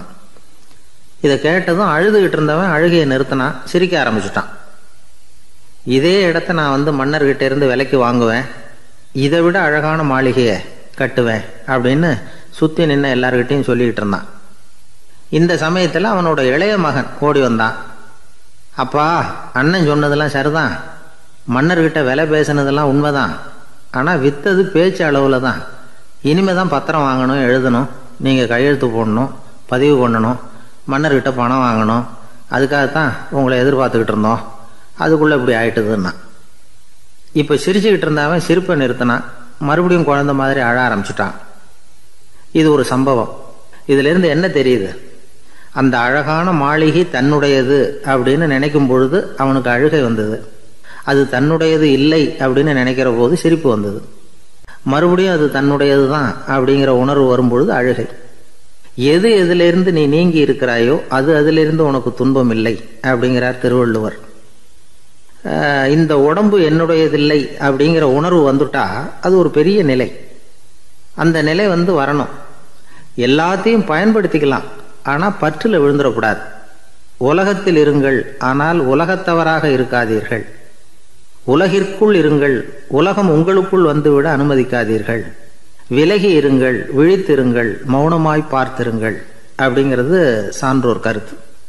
செய்ய வேண்டிய கடமையிலிருந்து விலகி இருக்கிறவர்கள் நம்மகிட்ட நிறைய பேர் உண்டு. அப்படிப்பட்ட ஒருத்தர் டாக்டர்கிட்ட போனார். டாக்டர், நான் ஒரு கவர்மெண்ட் ஆஃபீஸில் வேலை பார்க்குறேன், எனக்கு ஒரே அசதியாக இருக்குது, என்னை சோதிச்சு பாருங்கள், ஆலோசனை சொல்லுங்கள் ஏதாவதுன்னார். டாக்டர் அவரை பரிசோதனை பண்ணி பார்த்துட்டு சொன்னார், இதோ பாரு, உனக்கு இப்போ தேவைப்படுறது முழு ஓய்வு. நீ எவ்வளவு சீக்கிரமாக ஆஃபீஸுக்கு போறியோ அவ்வளவுக்கு உனக்கு நல்லது அப்படின்னாராம். ஒரு ஊரில் ஒரு ஆள் இருந்தான். கற்பனையிலேயே காலத்தை கடத்திக்கிட்டு இருந்தான். ஒரு நாள் ஒரு மரத்தடியில் உட்காந்துருந்தான். அவனுக்கு பசிக்கிற மாதிரி தெரிஞ்சுது. உடனே கற்பனையிலேயே சாப்பிட ஆரம்பிச்சிட்டான். அதாவது எதிரில் இலை போட்டு சாப்பாடு போடப்பட்டிருக்கிறதாகவும் அதை இவன் சாப்பிட்றதாகவும் நினச்சிக்கிட்டு கையை மட்டும் வாய்க்கும் தரைக்குமா அப்படியும் இப்படியும் கொண்டுகிட்டு போய் பாவனை பண்ணிகிட்டே இருக்கிறான். தூரத்தில் இருந்து பார்க்குறவங்களுக்கு இவன் ஏதோ பலமான விருந்து சாப்பிட்டுக்கிட்டு இருக்கிறான் அப்படின்னு தான் தோணும். அது மாதிரியே பண்ணிக்கிட்டு இருந்தான். அந்த வழியாக ஒரு சன்னியாசி வந்துக்கிட்டு இருந்தார். இவனை பார்த்தார். என்ன இவன் இப்படி பண்ணிகிட்டு இருக்கிறானே அப்படின்னு நினச்சாரு. கொஞ்ச நேரம் அவனையே உத்து பார்த்துக்கிட்டு இருந்தார். இவரை பார்த்ததும் அவன் இன்னமும் சுவாரஸ்யமாக சாப்பிட ஆரம்பிச்சிட்டான். அப்பப்பா, என்ன இது, இந்த குழம்பு இவ்வளவு காரமாக இருக்குது, என்னுடைய நாக்கே எரிஞ்சு போடும் போல இருக்க அப்படின்னு சொல்லிக்கிட்டு பக்கத்தில் ஒரு குவளையை எடுத்து தண்ணி குடிக்கிறது மாதிரி பாவனை பண்ணுறான். அப்பாடா, இப்போ கொஞ்சம் பரவாயில்ல அப்படின்னு சொல்லிக்கிட்டு குவளையை கீழே வைக்கிறது மாதிரி ஒரு பாவனை பண்ணுறான். சன்னியாசி பார்த்தார். என்னப்பா, சாப்பாட்டில் காரம் அதிகமோ அப்படின்னார். ஆமாம் சுவாமி, ஞாபகம் மறதியில் கொஞ்சம் மிளகாய் அதிகமாக சேர்த்துக்கிட்டேன் அப்படின்னா. சரி சாப்பிடு அப்படின்னு சொல்லிட்டார்.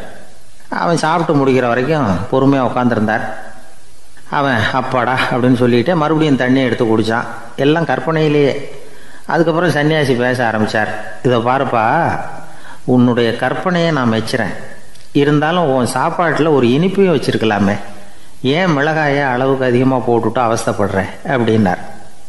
அவன் யோசிக்க ஆரம்பித்தான். அதுக்கப்புறம் இவர் சொன்னார், இதை பாருப்பா, இனிமேல உன்னுடைய கற்பனையும் உயர்ந்ததாக இருக்கட்டும் அப்படின்னு உபதேசம் பண்ணிவிட்டு போனார். எப்பவும் உயர்வை பற்றியே சிந்திக்கணும். உயர்வு கிடைக்கலன்னா கூட அப்படி சிந்திக்கிறத நிறுத்தப்படாது அப்படிங்கிறார் திருவள்ளுவர். உள்ளுவது எல்லாம் உயர் உள்ளல், மற்ற அது தள்ளினும் தள்ளாமை நேர்த்து. ஊக்கம் இல்லாமல் உலகத்தில் வாழ்ந்து பிரயோஜனம் இல்லை. அதனால் உயர்வாகவே சிந்திக்கணும்.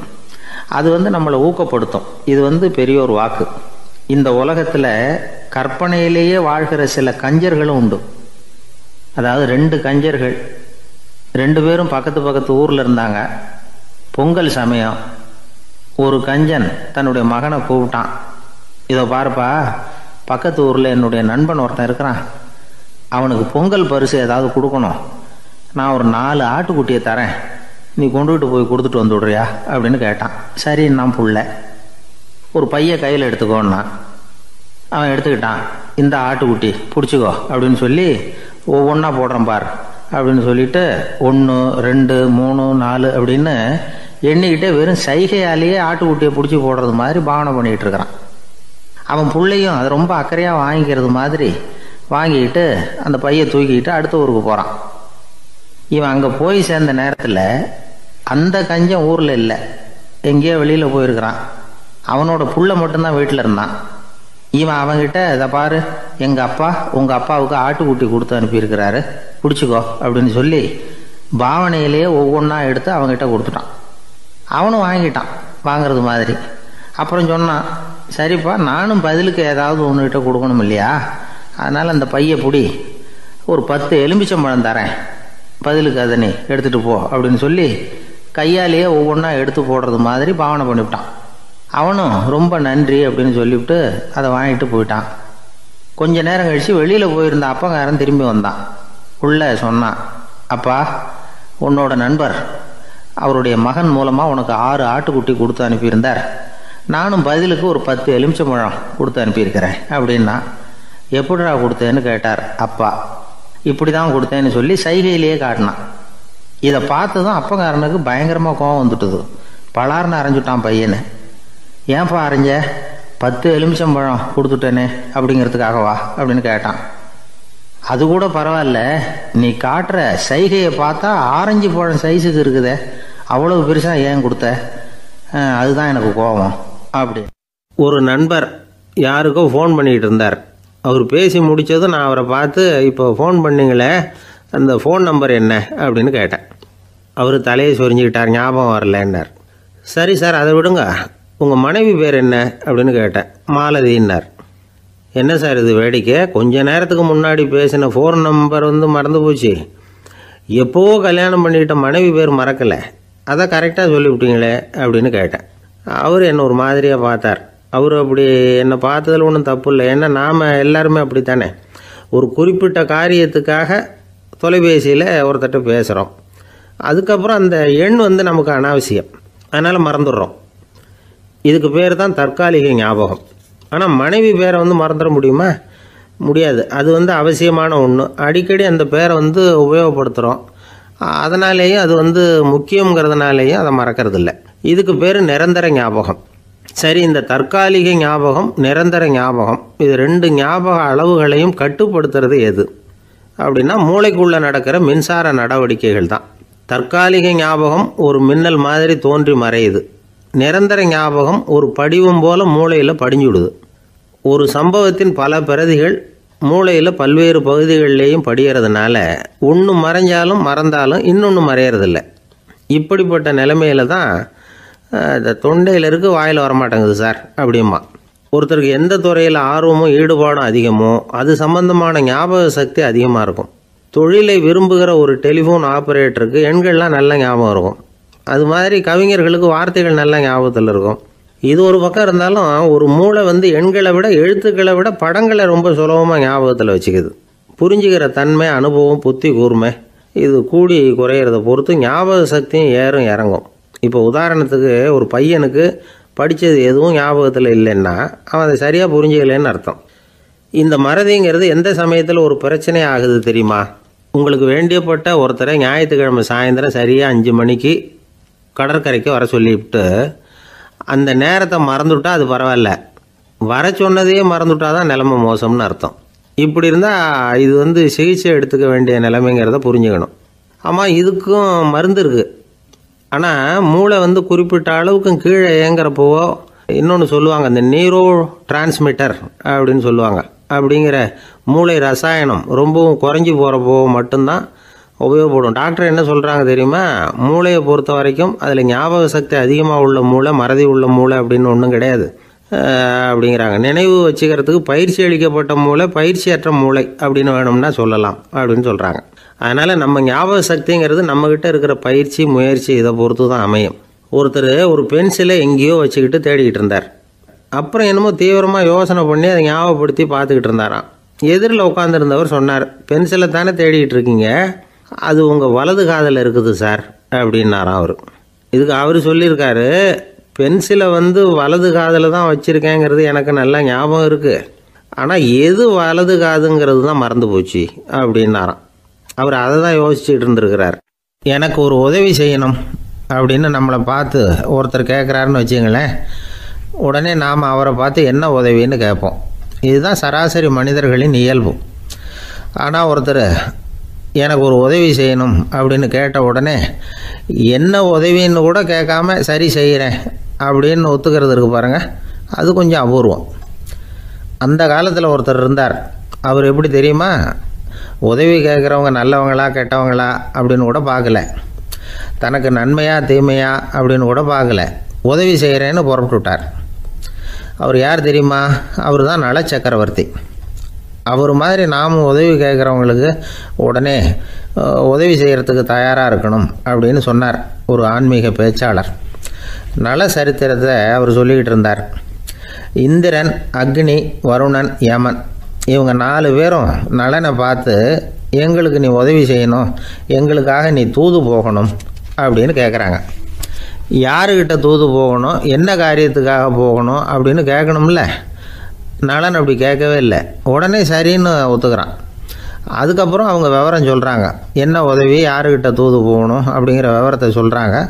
நலனுக்கும் அப்புறம்தான் புரியுது, எந்த தமயந்தியை இவன் காதலிச்சானோ, எந்த தமயந்தின் சுயம்பரத்துக்காக இவன் போய்கிட்டு இருக்கிறானோ அந்த தமயந்தியை பார்த்து தங்களுக்காக அவகிட்ட வாதாடணும், பேசணும், தங்களில் ஒருத்தரை கல்யாணம் பண்ணிக்கும்படியாக கேட்கணும் அப்படின்னு அவங்க 4 பேரும் நலன்கிட்ட கேட்குறாங்க. இதை கேட்டதும் நலன் கொஞ்சம் கூட முகம் சுளிக்கலை, பதட்டப்படலை. நேராக தமயந்தி கிட்ட போகிறான்.